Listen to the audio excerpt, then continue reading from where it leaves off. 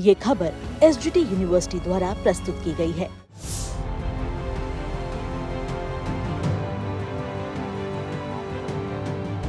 चीनी की कीमतों में बढ़ोतरी ने आम लोगों की चिंता बढ़ा दी है।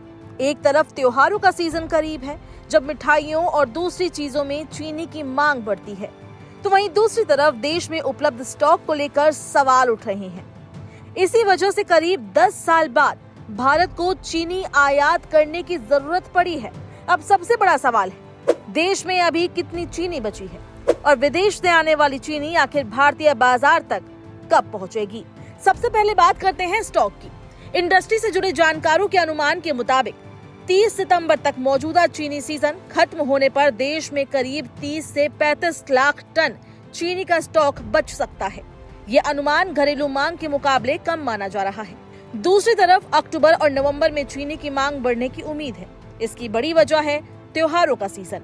नवरात्रि, दशहरा और दिवाली जैसे त्योहारों के दौरान मिठाइयों और दूसरी खाद्य वस्तुओं की मांग बढ़ती है और इसके साथ चीनी की खपत भी बढ़ती है। इसी संभावित दबाव को देखते हुए सरकार ने 10 लाख टन कच्ची चीनी यानी रॉ शुगर के शुल्क मुक्त आयात की अनुमति दी है। अब सवाल है कि विदेश से आने वाली चीनी भारत कब पहुंचेगी।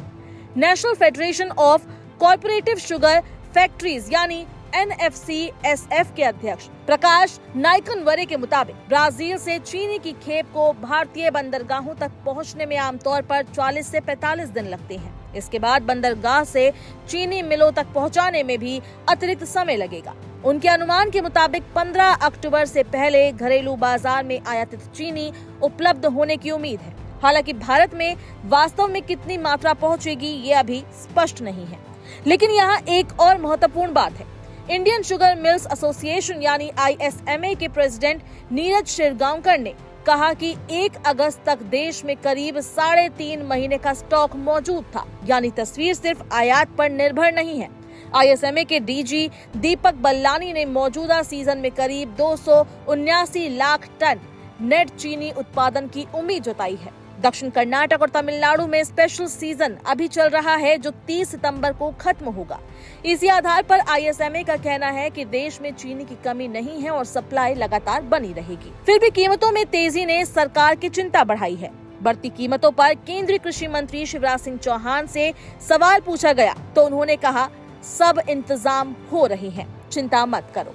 यानी फिलहाल सरकार का फोकस 2 तरफ है। एक तरफ घरेलू उत्पादन और उपलब्ध स्टॉक को बाजार में बनाए रखना और दूसरी तरफ जरूरत के समय आयातित चीनी की उपलब्धता सुनिश्चित करना।